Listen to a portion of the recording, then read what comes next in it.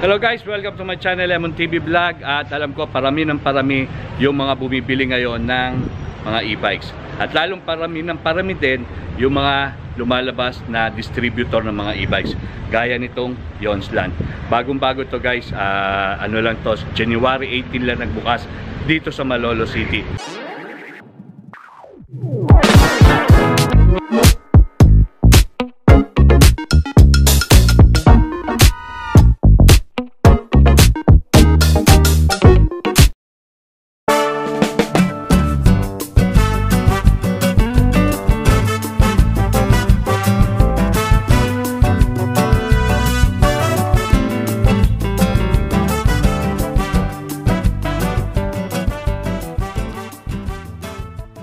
So guys, ito si Sir Summer ang magde-demo sa atin ditong unang-una nilang X8, di ba? X9, X9. Oh, X9 ng unit nila, no? Sige sir, ano po ba ang specs ng X9? So, ang X9 po natin is 650 watts na po ang ating dynamo. 650 watts? Opo. Okay. So, pang 3-seaters na rin po siya. Pwede po dito dalawa sa back ride, tapos dito po yung driver seat. So, ibig sabihin sir, mas malakas yan? Opo, mas malakas na yan sir. 50 to 60 kilometers sir, kaya po niyang takbuhin. 50 to 60 kilometers? Opo. Sa isang fully charged na battery? Oo sir. Tapos, ang speed naman po niya is 32 to 30. 32 to 32 Opo. ang kilometer per hour niya, no? Opo sir, ang speed po niya. So, kompleto na rin yan, sir. May wiper na rin tayo. May wiper, may side mirror. LED lights. Opo, LED lights, tubeless. Tapos, kung palengke po, meron po tayong lalagyan na po ng pampalengke natin. Anong sir itinatagal ng isang battery ng isang e-bike? Ah, Bago nyo palitan ng panibago?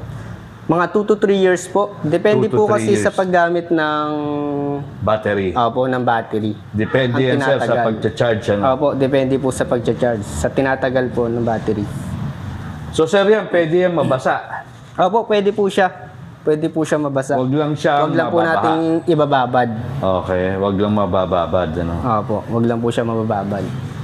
So ito guys ang X9. Magkano sir ang X9? Ang X9 po is 64 to 61. 61,000 to 64K 64,000 sa cash. Opo. Pero may discount siya kaya pwede siya maging 61. Opo, sir. With ano na po yun, sir? With previous po tayo ng trapal. May trapal na. Opo, para po sa ulan. May electric pan ba sir yan? O Opo, pwede pong lagyan ng electric fan to, sir. Ano yun sir? Kasama sa previous ang electric fan? Opo, sir. Kasama po sa previous yun. So ibang klase rin ang kanilang mga alarm. Sir, ito para saan to? Ito po para po yan sa wiper, sir.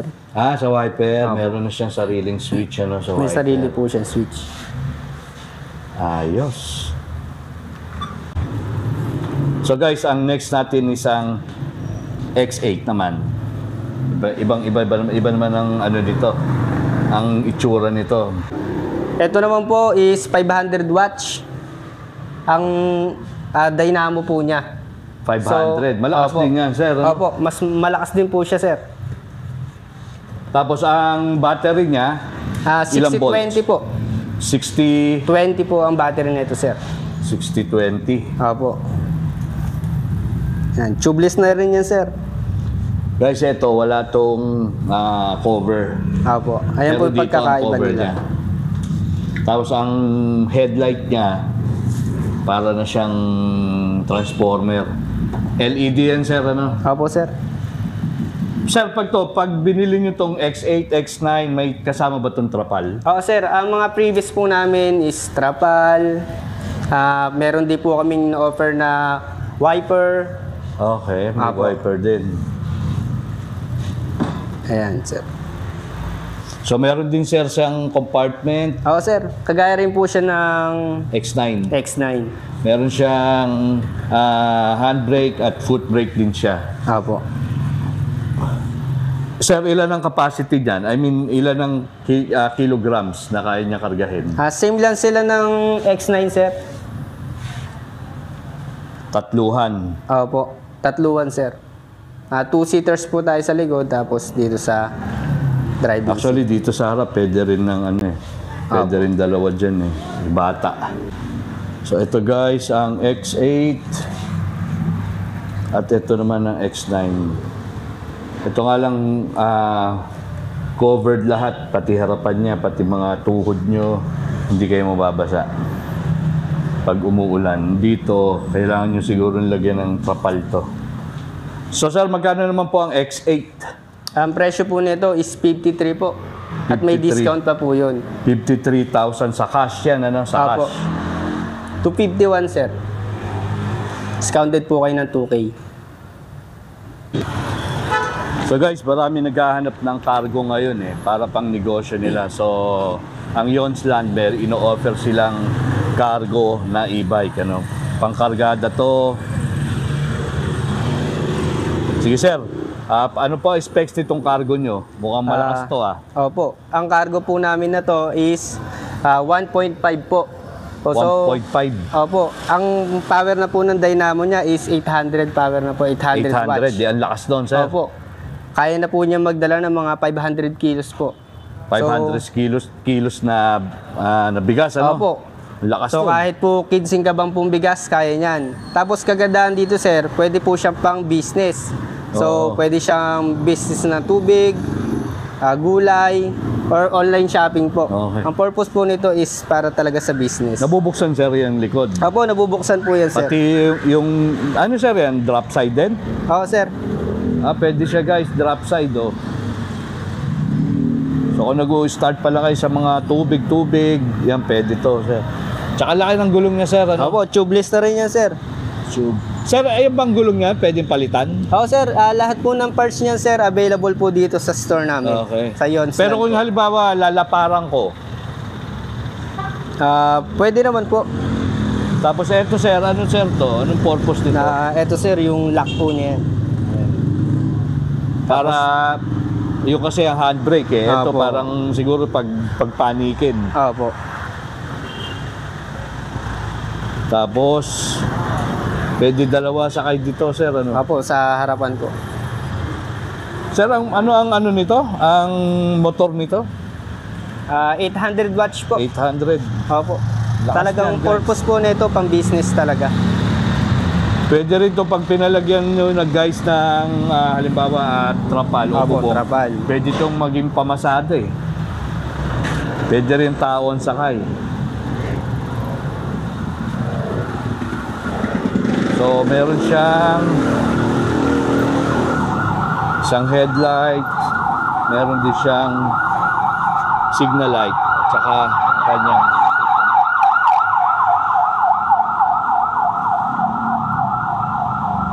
yun, ganda. Sir, magkano po ano pangalan nito, sir? Mini truck po, 1.5. Mini truck 1.5. Magkano po ang Opo. mini truck 1.5? Ang presyo po nito is 68,000 po. 68,000 guys. So, Opo, 266 po. Hanggang 66 daw. Yan. Ito naman guys, ang 1.3 Ito po nila. yung Ibig sabihin, mas 1.3 maliit to. namin. Opo, mas maliit po to. Ang Ilang watts sa 600 watts po siya. 600 naman to, Opo, 600 watts to. watts. Yonsland, ito naman yung cargo ng Yonsland na 1.5 3 po. 1.3. So mas maliit to guys, pero drop side din siya. Tapos nabubuksan din yung likod niya. Mas maliit-liit to, pero mukha rin heavy duty to, pang heavy duty guys. Parehong-pareho sir sila eh, no? Oo, sir. Yun nga lang, mas mababa ito. Opo, mas mababa lang po yung watts ng battery. Oo, yung watts, ng dynamo niya, sir. Pero ganda guys, oh. Silyadong kanyang windshield with wiper siya. Digital panel board. Kumpleto siya, oh. Tapos meron siya pa ritong parang suporta. At syempre meron siyang cambio. Kung patarik yung papanikin nyo, meron siyang cambio and handbrake. Gulong niya is ano rin, ano? Oo, sir. Tubeless. So sir, magkano naman po ang mini truck 1.3? Ito po is 66 po. 66,000. Oo, sir. 66,000 po siya. Pwede sir ang installment dyan, ha? Oo, sir. Open po kami for installment. May trapal din sir ito pag binili. Opo, sir. Ayos. Meron siyang handrest dito. Handrest.